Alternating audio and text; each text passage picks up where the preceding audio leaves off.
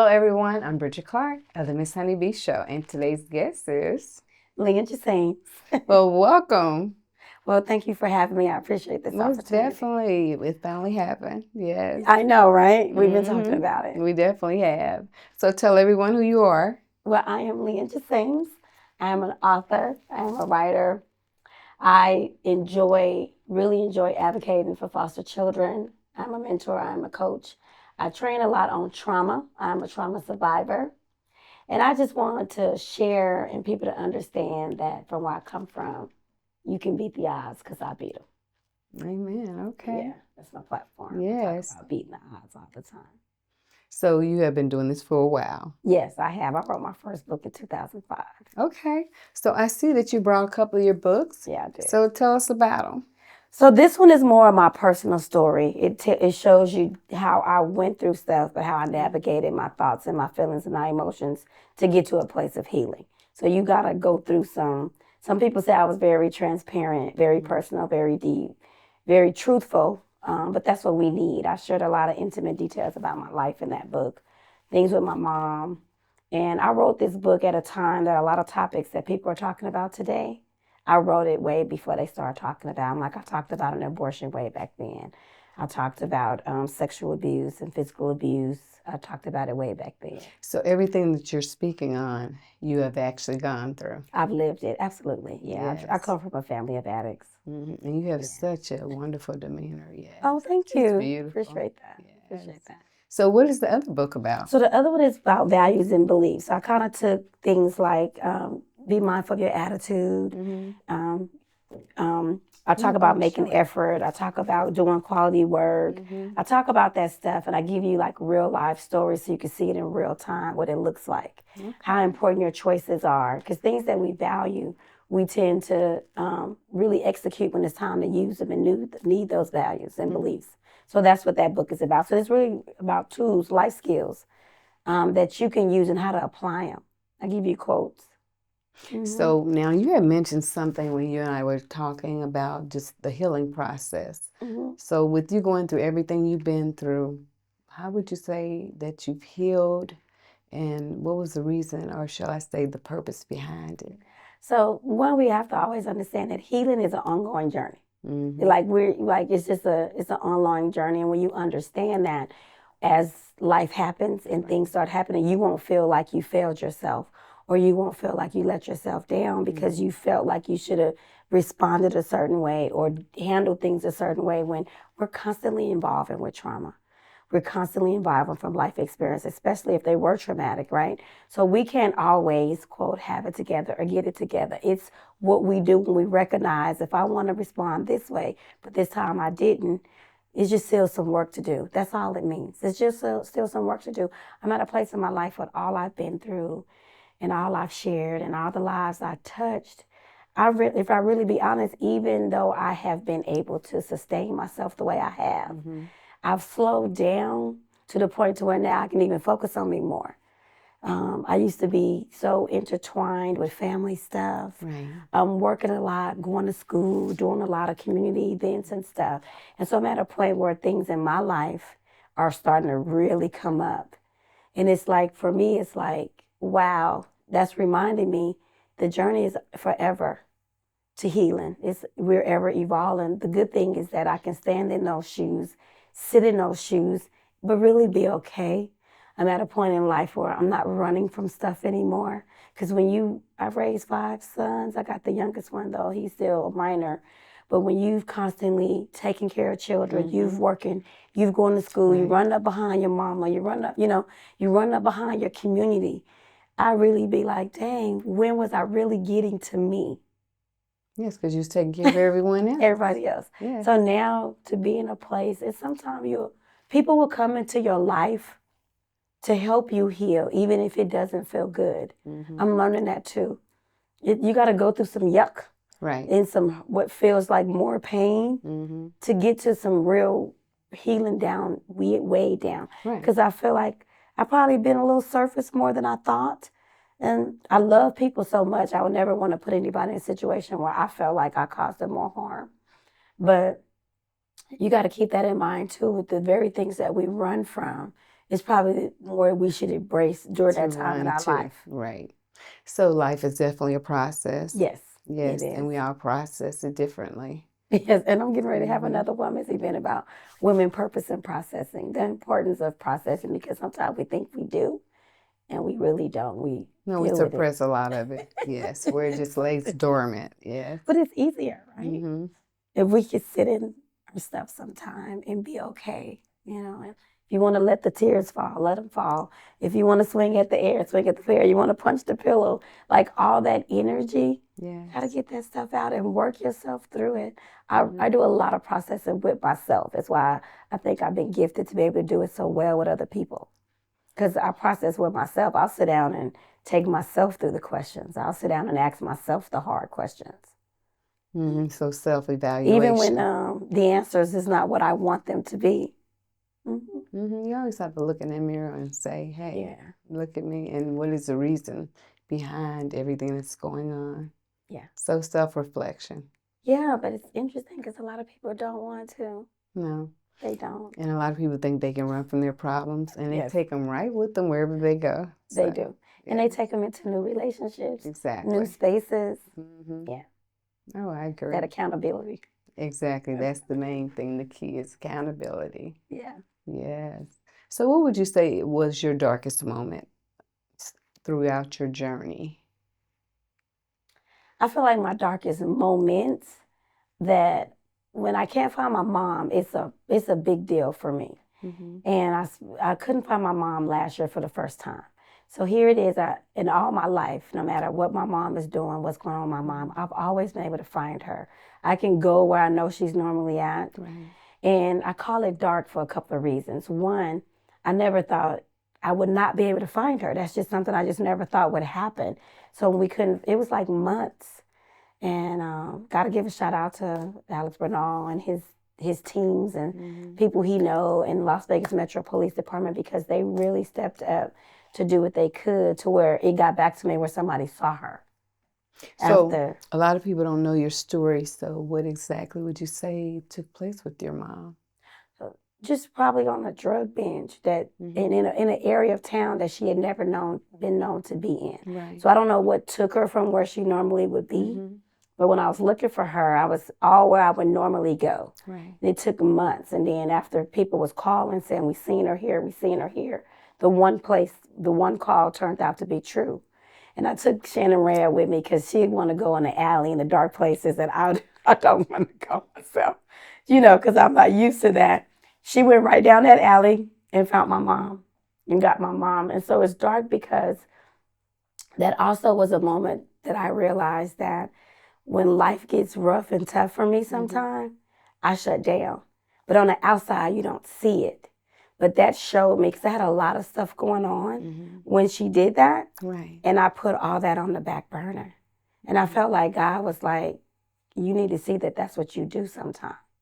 That you put stuff, when this big thing is happening right here, then everything else get pushed to the back. Exactly. When I should be able to pull through it and push through it. And God also showed me, like, I had her.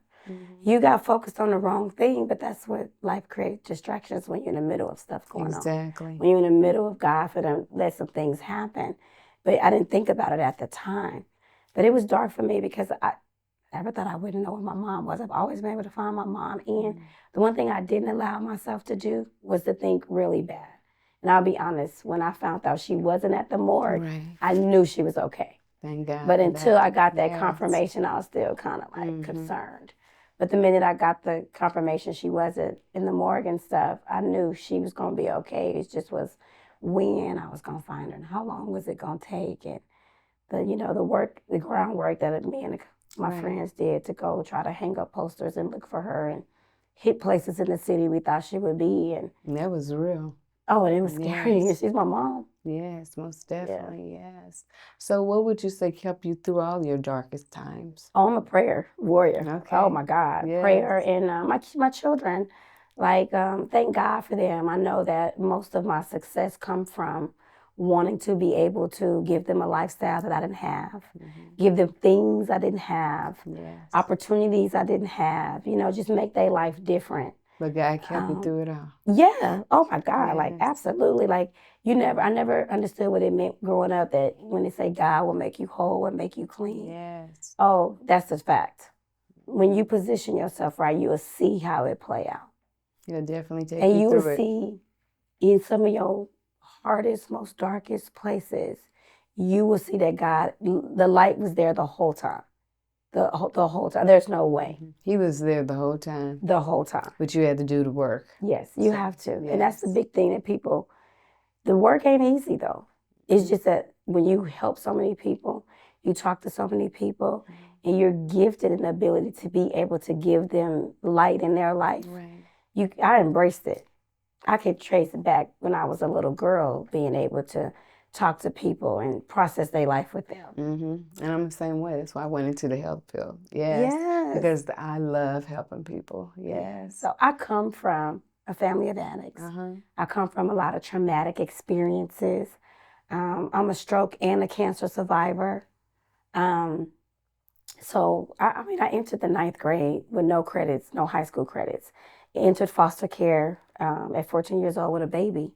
And I still graduated on time with my senior class. I still went on to earn a master's degree. I still was able to work for the government. I've been with them since 1996.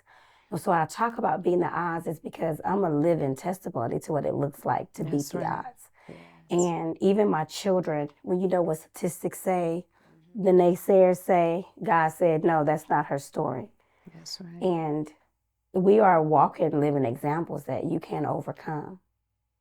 Well, I commend you. You are definitely a strong person. Yes, a strong woman. That God has made you to be. Definitely. Yes.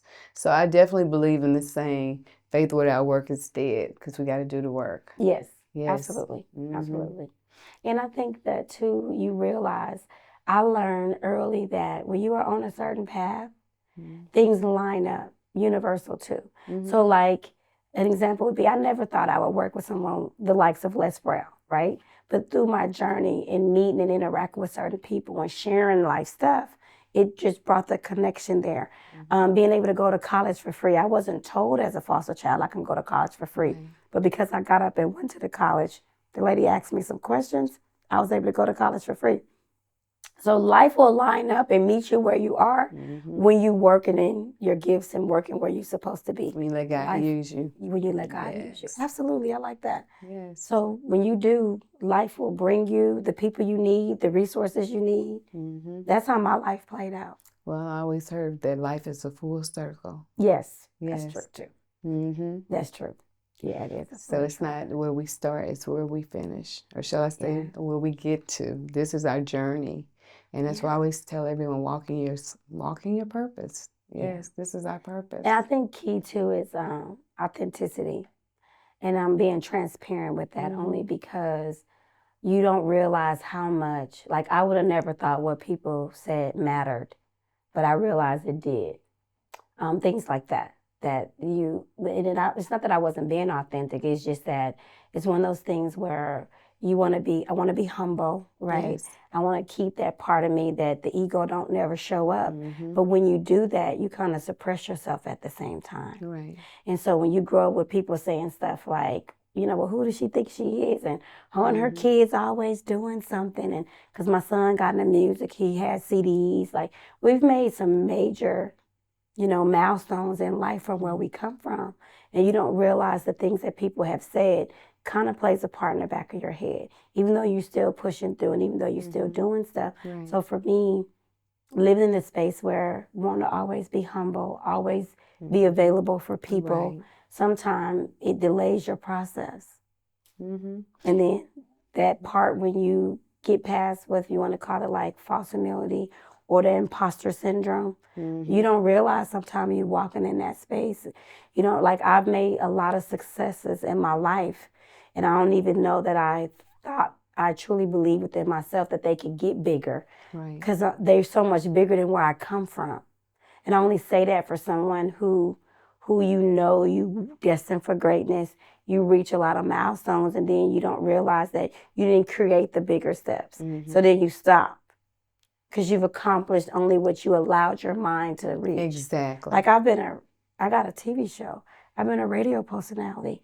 Like, I've made a lot of accomplishments, and I just didn't see that it could get bigger. So then you don't get bigger. So I want to share with somebody that when you moving and you grooving, and sometimes you have to leave people behind. Exactly. Like, I never understood you can't take people with you. I never understood that sometimes you have to put your family to the side because the energy that it takes. Yes. The energy that it takes to try to take people with you because you don't understand. You don't want them to be left behind. Exactly. You will never get there trying to take that bad stuff with Because you. you're trying to save someone else that's not even trying to save themselves. And it takes a lot. So I know. So it's the energy that is sometimes sucked out of you that you are robbed of. Yeah. So, but I just pray for those people. Yes. You know. So. No, but you can love them and help them from a different space. Yes. And that they don't take so much from you. I agree. And I'm an energy person, so I know that. But when you in it, you don't kind of see it. Oh yeah, you pick up on it. Just like we met that night, and then it was just we stood there for hours talking and hours. Girl, yes. Oh my God. Like for some people, they got light, and light recognize light. Exactly. You know. Yes. So. But I try to give exactly what I expect in return because Mom always said, "Look, God loves a cheerful giver." Yeah. And so I knew at an early age that I definitely had a calling. I just didn't know exactly what it was because we have our own idea of what we want to do in life. But this is where He put me, and this is where I am. Yeah, that's me with all these hats, running nonprofits, working 2 or 3 jobs, going to school, trying to run up behind the children. Like, I would say that too. Don't be wearing all those hats. Conquer one hat and then start putting the other hats on. Right. Because people may see you as, like you said, they may think that you're like, just really just out there trying to, but no, I am a very humble person. And you always try to be that because you want that part of God to be seen. Yeah, absolutely. And so I see that in you. Well, thank you. Yes. Well, you a light, though. You are definitely a light that's shining. Your energy is very good, very open and receptive, and that's what we need. Well, I appreciate people with those type of energy and that type of light. Well, thank you, because I was a shy child growing up. Was you? I was, but Mama said no, you can't be like that. So I grew up feeling like I wasn't shy, but I felt like I had to be quiet. I felt like I couldn't be out. I was the middle child. I was the darker skinned child. And it's funny because I just was in a situation where I was forced to deal with rejection that I never knew was an issue for me. That's what I meant when I said, even though all the people I've helped and all the, successes and stuff, I still got stuff I'm navigating through. And coming out of a situation, I process them. I was like, girl, you got some rejection that's sitting there. And sometimes we want to blame other people for what we're going through. And it's really, they just come to help you heal in that area.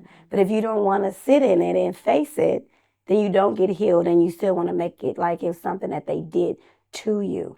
When really they just came to show you and bring something out of you so you can get to the next level, so you can heal. And that sometimes we miss that. So I just cycled through rejection of just remembering when you doing the work, it came up. Oh, everybody favored my sisters. They had the godparents. They had the people that picked them up and wanted to take them to do stuff and put them in stuff. And then here you is over here, the middle child, like alone, right? And then you deal with statements people made to you, like when someone will tell you, ain't nobody gonna want you. You got 3 kids and you're 20. And you don't understand how that could impact you. But then when you deal with rejection, all the things that planted those seeds start coming up for me. But I was doing the work. That's right. And so when you do the work and you really want to get to a place of healing, the things that you think didn't bother you or wasn't an issue, because, hey, I made it, right? I've done some things. I accomplished some things. I'm okay, right? And life would be like, well, you got this little area over there I need you to tap back into. But it's also has helped me with the people that I help. That was your calling. Yes, your gift to the world. It's just like, I did a women's purpose and processing event last year, and I wanted it to be intimate and personal. So I didn't want it, I did an invitation only. It wasn't something I just put out there for people to just come to, and the doing that work with the women, Mm-hmm. it was so much healing in that for them. It also showed me that processing is really my thing, because God gave me I got this event already down packed, Yes. and the event for 2025 already, the vision is already there for everything. Oh, good. Mm-hmm. Yes, because he'll show you. Yes. Yes. You just got to be paying attention and Mm-hmm. walk into it. Because, somebody was like, well, you going to charge, and you ain't did no event since before COVID. And I was like, yeah, Mm-hmm. I know what I'm doing. Right, you have to know your work. Yes. Yeah. Yes. So, and it really turned out to be a blessing. Well, I do agree with what you said also about you can't take everyone with you. Even No. though you may want to, and you've helped a lot of people, but those people forget. And they can be challenging. Yes. And then when you need somebody, Mm-hmm. you will sit, and those very people that you've been dragging, you really can't call them. Mm-hmm. Like I told my uncle like a month ago, I was like, my lights was off. My family would probably think I was lying, or they would just never know. Mm-hmm. But they wouldn't even care to see or find out in the first place, because, of course, I'm okay. I got it. Yes. I would never let my lights get turned off, That's right? right. But they forget we all go through stuff. Exactly. We're human, so that's just part of life. Yes. Your journey may not be mine. It may not be someone else's, but we all go through what we go through to get to where we are.